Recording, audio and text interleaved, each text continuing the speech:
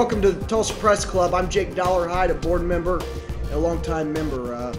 I know we're all really excited today to hear about one of America's greatest companies, AT&T, which has a very large presence in Tulsa and around the state of Oklahoma. Our speaker is Bryan Gonterman, AT&T Oklahoma president. He will discuss, among other things, the ever-changing world of high-speed broadband wireless technology and maybe something about cloud computing. So please give a warm Tulsa Press Club welcome, Bryan Gonterman.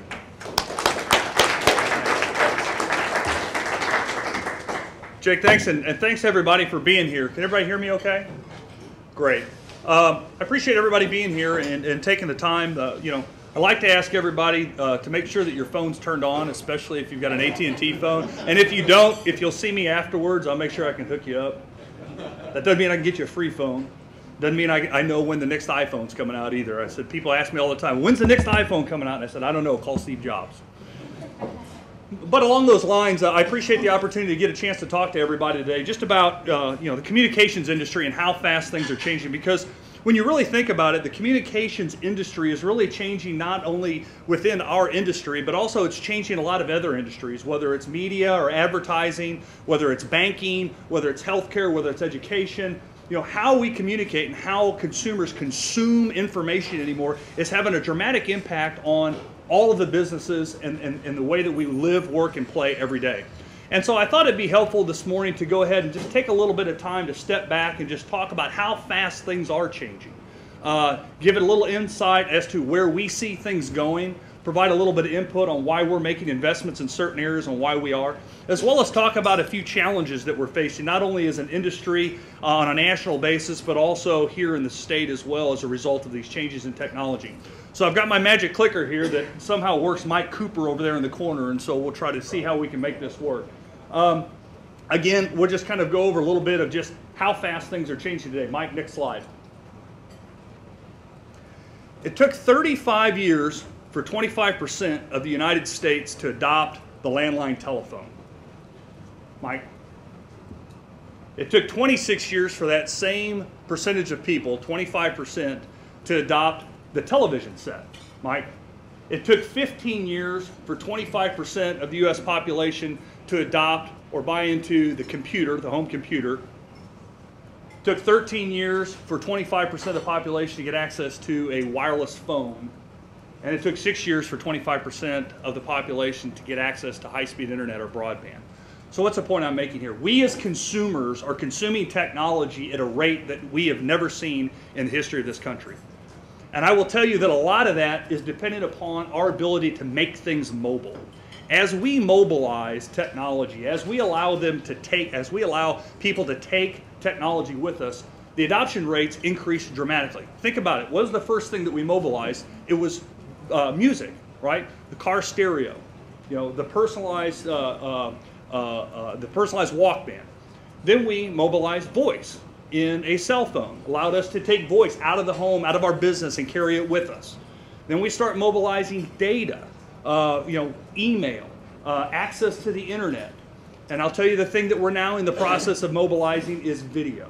And that is truly going to transform the things that we can do as a society as well as industries. I mean, you start thinking about the ability to do real-time video and what that means from an education perspective, what that means from a healthcare perspective, of being able to take remote applications out to where people are located in rural settings and be able to do real-time diagnosis of problems that are going on, not only perhaps with a doctor in downtown Tulsa, but perhaps a doctor in Houston at MD Anderson, or perhaps somewhere overseas on a real-time basis. It truly is going to create an opportunity for us to change the way in which we are living our lives. Now, just a couple of points to just highlight how fast technology is being adopted. Everybody remembers the Sony Walkmans, right? They were about this big, size of a brick, yellow and black, and you could throw them against the wall and they wouldn't break. Well, those are the coolest things in the world, right? It took 13 years to sell 100 million of those. Mike? It took 3 years to sell 100 million iPods. And the iPhone sold 1 million units in 74 days. And if you remember when the first iPhone came out, which by the way, the first iPhone came out just 4 years ago. We're sitting here looking at the 5th version of the iPhone coming out. iPhone didn't exist 4 years ago. When the iPhone first came out, we really didn't know what it was. We knew that Steve Jobs and Apple was going to create it, and they created a lot of really cool stuff. But we didn't have a real good understanding of exactly everything that that was going to do. And it sold 74 million units. I'm sorry, it sold 1 million units in 74 days. If you think about it, the iPhone 3GS, the third version of the iPhone, sold 1 million units in 3 days. And the iPad sold 1 million units in a matter of hours. We as a society, we as consumers are consuming this technology at paces unseen ever before in this history. Mike? For those of you that are Facebookers, it's really changed. I mean, take a look at all the people that are on Facebook today. Although I would suggest that perhaps there are some, especially in Washington, D.C., that should stay off of Facebook. But take a look at Facebook, right? If Facebook, this came about in 2004, if Facebook were a country, it would be the third largest populated country in the world if you look at the total number of subscribers that it has.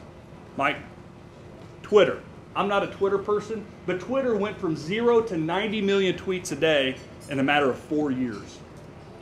We are accepting technology. We are incorporating it into our lives in the way in which we work, live, and play in a manner that's truly unbelievable. And it's having a dramatic impact on not only our industry, but others. If you take a look at this slide, this shows the total number of connections in the state of Oklahoma in 2001. This is FCC data. So 3.3 million connections. I define a connection as this. If you have a landline telephone, that's one connection. If you have a wireless telephone, that's a second connection. If you have high-speed internet access, that's a third connection. A way in which I can connect with people to communicate. This is where we were in June of 2001. The most recent FCC data shows, Mike, that in June of 2010, we've almost doubled the total number of connections. And take a look at where we saw astronomical growth, right? If you take a look, the orange slice of the pie is kind of your legacy landline telephone company. We saw that portion of the market decline dramatically. However, we saw all other portions of the connections grow exponentially. If you take a look, we've almost doubled the number, we've more than doubled the number of wireless phones.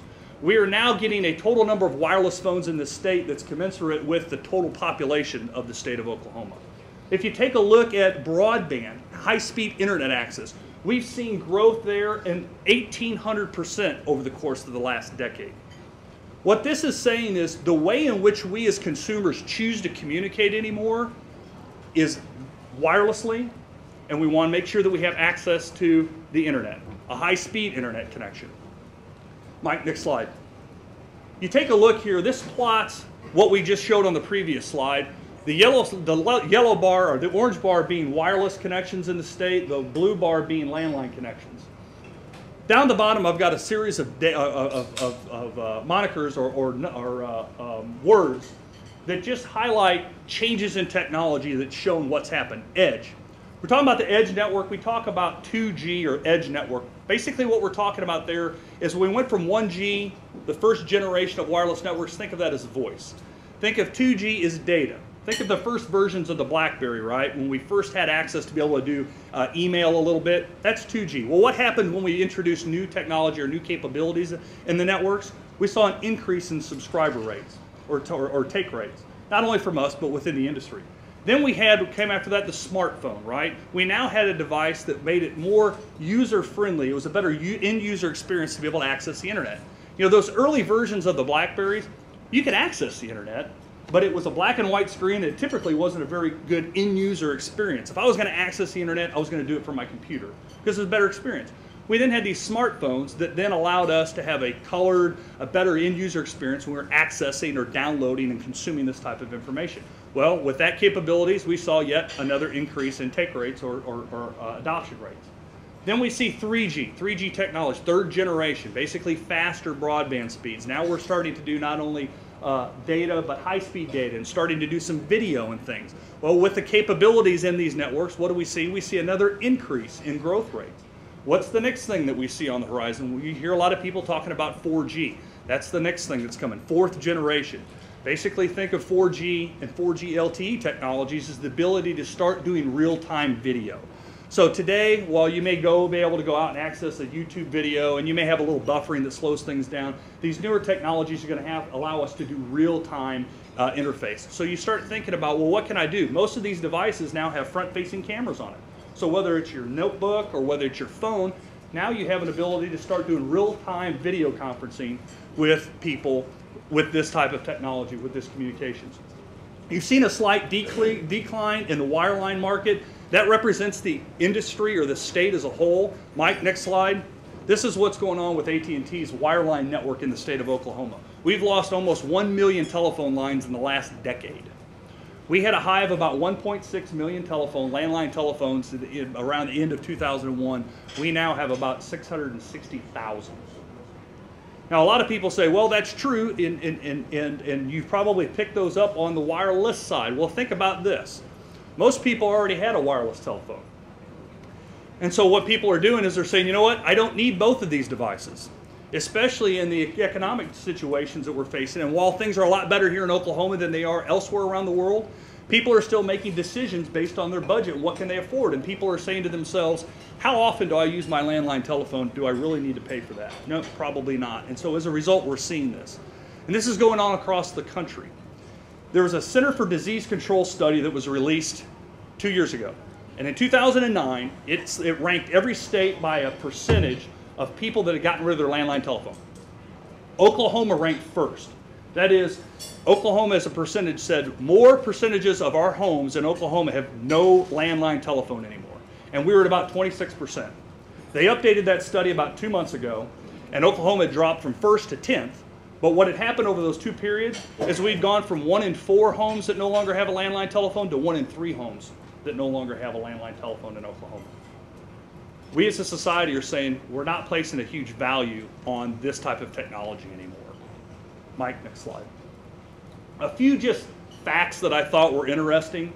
You know, if you take a look, I just mentioned that second bullet point.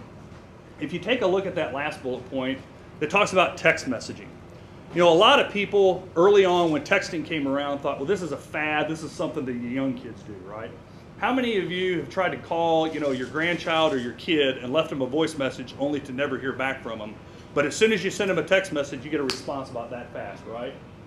I mean, the younger generation is impacting how we are choosing to communicate as well.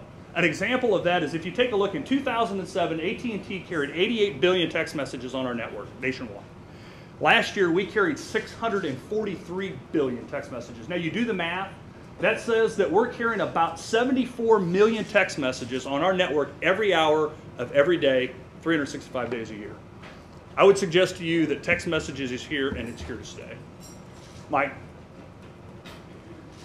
Now, a lot of the investment decisions are going towards what consumers are telling us they ultimately want. And consumers are telling us they want to be mobile and they want to have high-speed internet access. So this is a map of Oklahoma and our 3G coverage when I got here in August of 2008. The blue areas represent our 3G coverage. You can see that it was primarily focused around Oklahoma City, Tulsa, and Lawton. If you take a look at where we were at the end of 2010, Mike, next slide, you've seen we've expanded it dramatically. And through the rest of this year, we're continuing to fill in a lot of these holes to try to continue to grow this mobile broadband experience, this network that can allow people to have the same access to technology in downtown Oklahoma City as they do in downtown Elk City. Mike, next slide. The other thing that's growing and that's interesting is because we're expanding these wireless broadband networks, people's use of them is increasing dramatically. What this shows is how people are accessing broadband or the high-speed internet. And so you've seen a tremendous growth in people accessing the internet via broadband connections.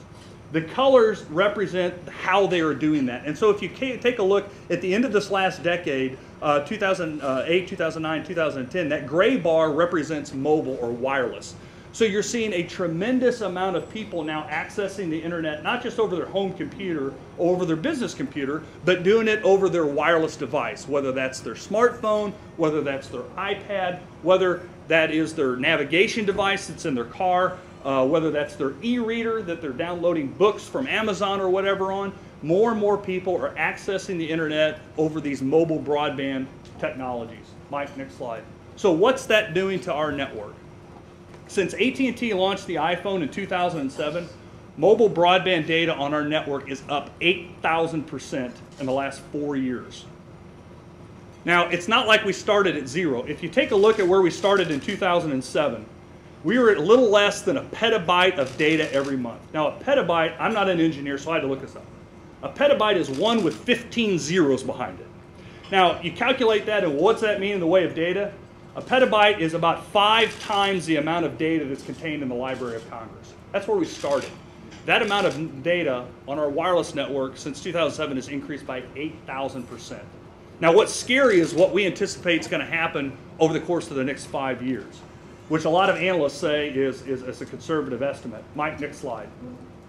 If you take a look, 2007 to 2010 in the blue area is the slide I just showed you.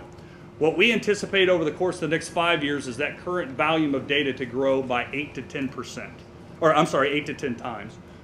And when you think about it, you say, why is that? Well, think about these wireless devices that are coming out. Every new wireless device doesn't come out and say, hey, we make better telephone calls. Every wireless device comes out and says, hey, I've got a bigger megapixel camera, or you can take better high definition video, or you can do online gaming with this new device. And as those newer devices come out, what happens to the older devices? The prices come down on them, right? Remember the original iPhone? Remember the 3GS iPhone that was $400 to $600 to buy? You can go buy an iPhone 3GS for $49 now. That iPhone just came out 1.5 to 2 years ago. So you think about the price points that are coming down that are allowing more and more consumers to have access to this technology, the new technology that's allowing us to do more and more, and the impact that it's having on our ability to keep up with traffic is something that we've never seen in this industry ever. Mike, next slide. And the reason being is what we just said. As we move up this technology continuum, as we provide people the ability to do things and do them faster, we do more things on them. And as you see, we start getting into 4G LTE technologies. We start doing the ability to provide online, real-time video conferencing, video interaction. These are high bandwidth, high demand technologies that we're ultimately being able to provide. As a result, this is the main driver that's behind AT&T T-Mobile acquisition. The announcement that we made with T-Mobile that we were going to acquire T-Mobile gets directly at this issue of making sure that we have enough capacity to meet the demand that consumers are placing on the wireless network. Now they say, well, how come we hear you guys talk about that? How come we don't hear other people talk about it? Well, a lot of other people are talking about it. The FCC is talking about it. The industry as a whole is talking about it. They're talking about running out of capacity in certain areas by the year 2013. Why is this an issue for us more than it has been for others? I can tell you it's one thing, it's the iPhone. We were the first ones to have an iPhone. And because that was the game changer, that was the device that set the bar for other wireless smartphones, we now have twice as many smartphones as the next closest competitor does. Not only that, a smartphone consumes 24 times the amount of data that a regular telephone, or a regular wireless telephone obtains. Mike, is there any way we can get that off of there? We're having IT problems. Try to hit cancel there, Mike.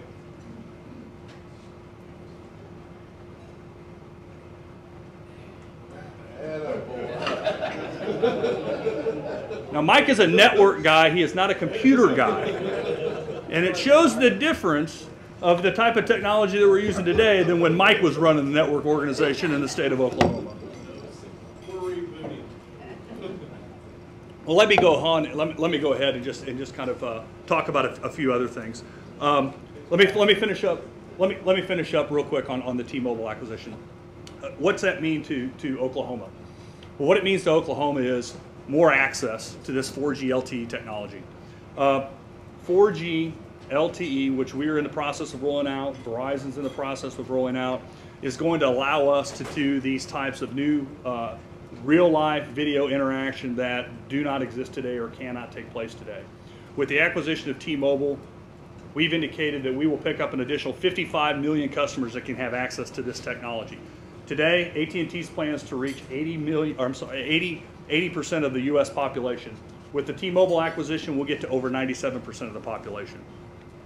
The other thing, what it means, and so that's huge for rural areas. What's it mean for metro areas? Well, what it means for urban metro areas is better quality, fewer drop calls, faster throughput speeds. As we're putting these huge amounts of data onto the network, it's hard to keep up with capacity. We have two very similar networks that we can put together that's ultimately going to provide better coverage, better network experience, better end user experience in these metro areas. And it's all being driven by supply. It's a supply-demand issue. So at a national level, I will tell you the biggest issue that the industry is facing with is spectrum. Everybody probably remembers the migration from analog television over to digital TV. The reason that the FCC did that is to free up spectrum to be able to auction off, to be able to offer these types of new technologies. So the FCC said, you know what, we're going to get rid of analog broadcast television, we're going to make everybody go to digital, we're going to free up this spectrum space, and then we're going to auction it off.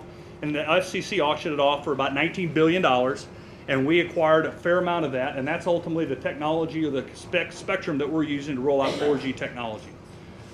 The government is needing to get access to more of this technology, to more of this capacity, so we can continue to innovate and grow these networks and be able to allow technology to continue to grow.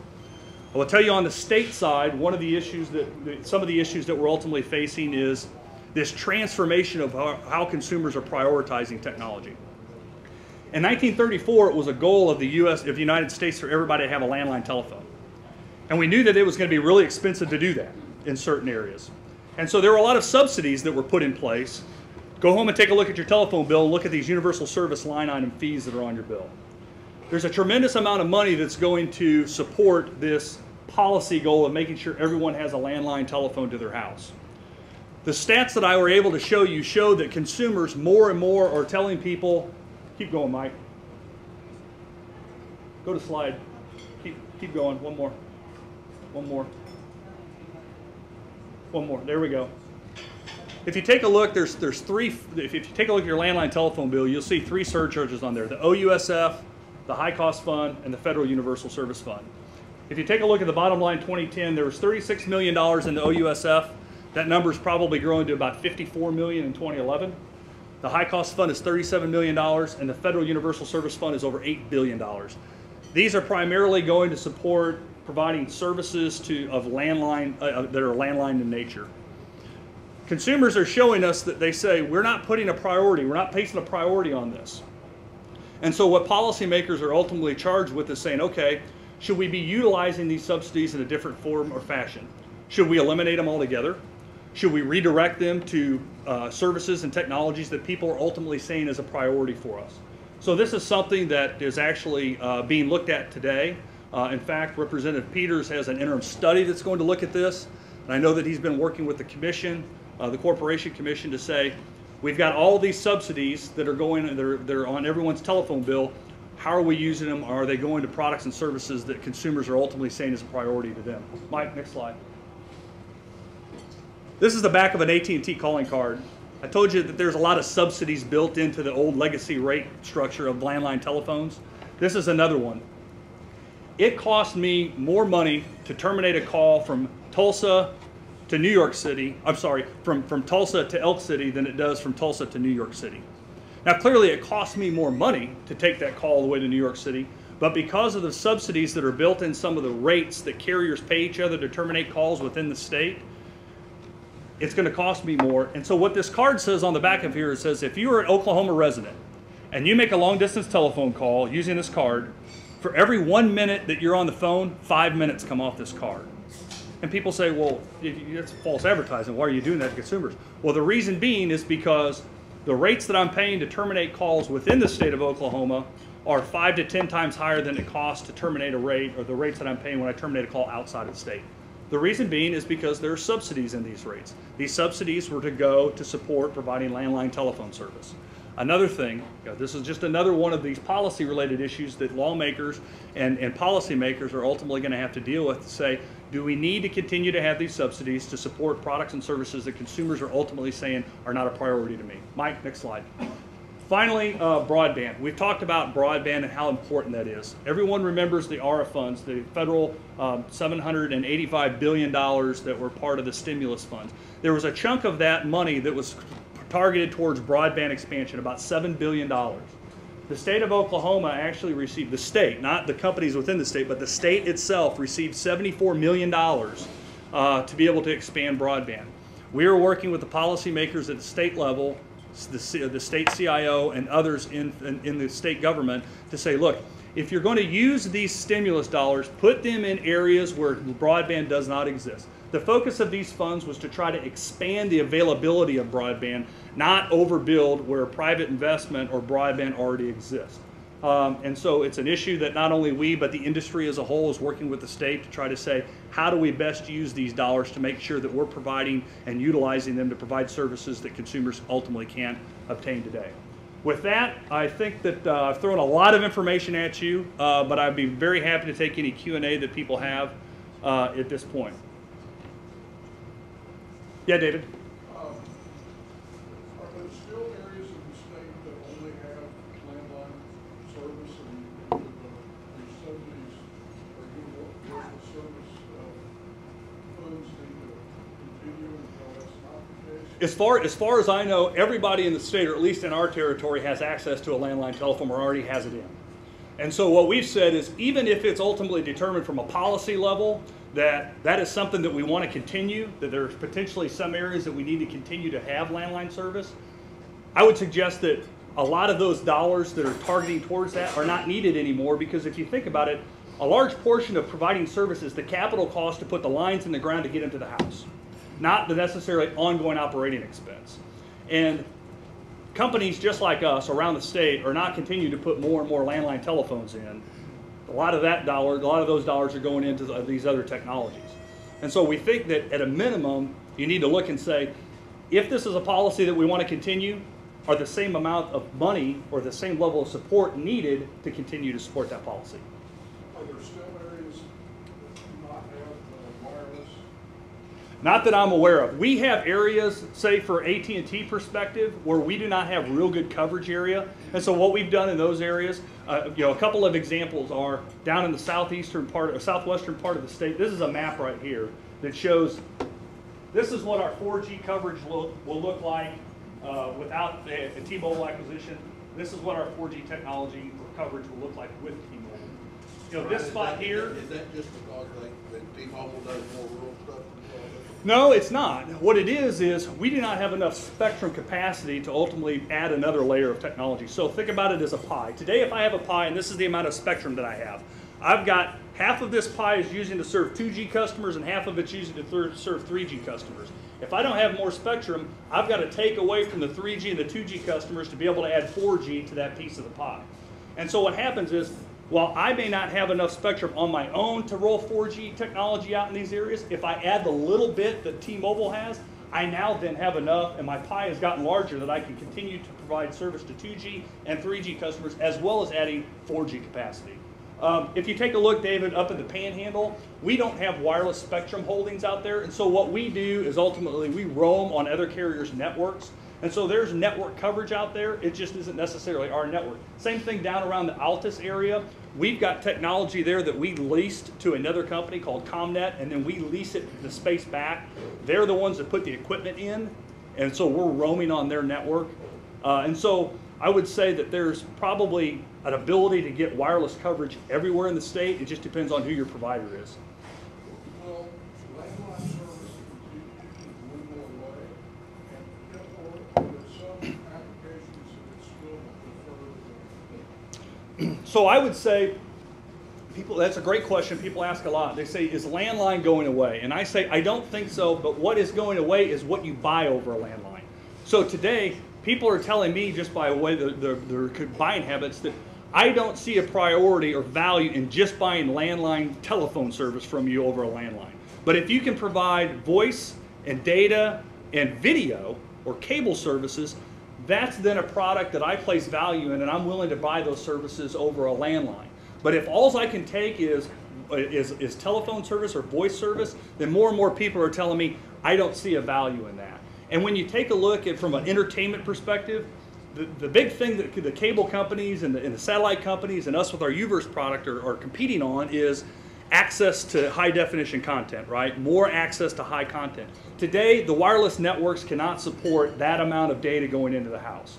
So you're either stuck with a satellite solution or a terrestrial based solution for the near future at least.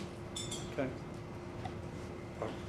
With the 4G networks rolling out, I mean, it'll allow for the faster transmission of more data. And you mentioned that, real-time video. We're talking about services that use a lot of data. Will there be Will AT&T revisit the current data caps that are in place on smartphones in the near future? Do you see that happening? I knew you were going to ask that question because I read your article a few weeks ago on this issue, and it's a great question. You pose a great question. So the issue is, as we see the ability to do more, are we going to see more people that are reaching these data caps that we placed on it? So today, you can get two types of data plans from AT&T. You can get a 250 megabit plan for $14.99, or you can get a 2 gigabit data plan at $25. And that's a great service for 98% of our customers, because 98% of our wireless customers consume less than 2 gigabits a month per day. As we can do more with these, the concern is we're going to use more data. A couple of things that we're doing in that area. Obviously, we're always looking to readjust our marketing plans and offerings.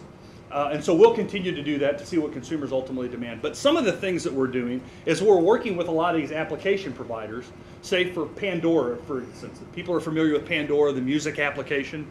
We work specifically with the app developers of Pandora because it was a big data hog of an application. That means it consumed a lot of data. Well, a lot of the data that it was consuming was not the information or the songs that you were getting. It was the signaling going on between that wireless device and the network. And so by working with the app developers, we were able to make a lot of technical adjustments to limit the amount of bandwidth that was ultimately needed to use to be able to run that program. And we continue to do a lot of those things that are bringing down the usage capacity. The other thing that's going to benefit is, as these new technologies come on board, they're more efficient. That means I can carry more in the same amount of space. So the spectral efficiencies that I ultimately gain help us to adjust some of these issues of concerns today with the data caps that we've put in place. It truly is a supply and demand issue. If we don't do something to be able to offer more supply, the demand has to ultimately be stifled, or we're not going to be able to deal with it. So yes, we'll continue to look at those, but those are some of the other things that we're doing to try to make sure that as we potentially see end users utilize more data, that we're doing things to be able to provide the supply necessary for them to allow them to continue to grow. Yes, sir. As one of the communities that just recently got 3G, and now we're in the year 2 of our 3G contracts and all those kinds of things, what do we say to the just on-the-street consumer? Why do you need 4G? What's it going to do for you? Why do you need to upgrade that contract? That's a good question. And so the good thing is, the technology that we're rolling out is forward and backward looking compatible. That is, if you have a 2G device or a 3G device, as we roll out these newer technologies, that device is still going to work. However, if you want to take advantage of the faster speeds, you ultimately have to upgrade your device. Now, I'll be the first to tell you that we don't make money on those devices. Typically, we lose money on those devices because we're subsidizing the cost of them. But what it's going to offer end users is the ability to do more things on a real-time interactive basis. And so today, while I'm fine going around and surfing on the internet and getting access to things, if I'm now running programs or applications that require real-time communications, I'm going to struggle a little bit with that on a 3G network versus a 4G LTE network.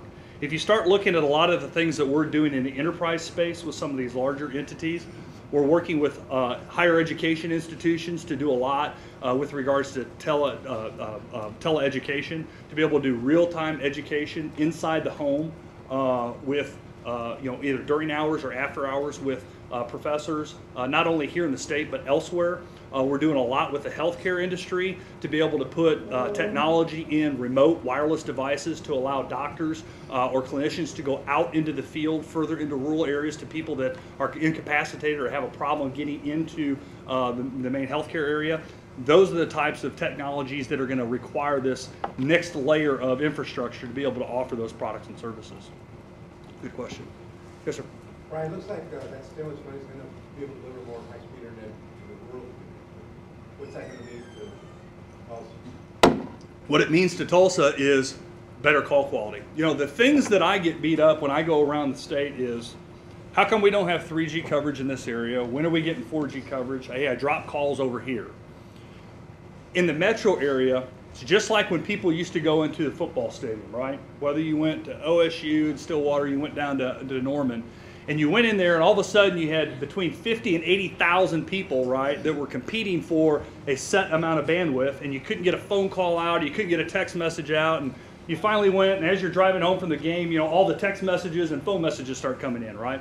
Because you didn't have the capacity necessary to be able to handle that.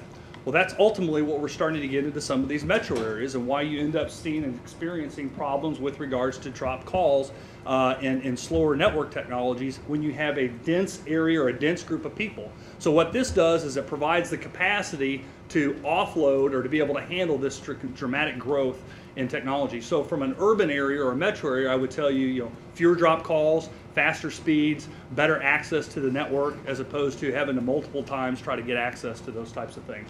So that's one of the huge benefits. You know, a lot of people tell us, well, why don't you just spend more money? Why don't you just put up more towers? Well, a couple of things. One, we've spent $74 billion over the course of the last 4 years in our capital program. $74 billion. That's more than any other publicly traded company in the United States. Technology is growing so fast, we are having a hard time keeping up with it. And the driving capacity is these smart devices. And at the lower price points on all these smart devices, the harder it is to keep up with that technology curve. This T-Mobile acquisition basically gives us about an 8-year build plan. That is, once we take on the AT&T, assuming the transaction gets approved, it still has to get approved by the FCC and the DOJ. By taking on their assets, we basically get 8 years of build immediately. So getting access to their capacity and their network gives us what we could ultimately do over an 8-year period by ourselves. And that doesn't address the issues that we have with spectrum capacity or spectrum constraints, because the FCC license where we can and can't have access to licensed spectrum. Yes, ma'am. Will this acquisition help with international phone calls? Will it help with when you're international? out of the country and trying to use your iPhone coming back without onerous roaming charges and all that? So it's going to help T-Mobile customers to be able to have access to the network technology that we have internationally. The technology that we're on is a global standard, and so you can use your AT&T iPhone in about 240 countries. And the ones that you can't are the bad ones: Cuba, Iran, some of these places. And so T-Mobile customers get access to that. As it pertains to the rates that you ultimately pay, no, it doesn't. It's not going to have any impact on that whatsoever, because a lot of those rates and those higher rates that you pay are dependent upon our business relationship with these third-party countries. What happens is you go into a lot of these third-party countries, especially second and third world countries, you cannot go in, we as an American company cannot go in and build our own network even if we wanted to. We have to work with, a lot of times, the government there and be able to utilize the government's infrastructure and investment, and then pay the government rates that are set to be able to terminate calls either from the United States onto their network or vice versa. And so a lot of the higher rates that you end up paying are as a result of the business transactions that exist, as opposed to the lack of capacity or communications. This is strictly a domestic play with regards to T-Mobile.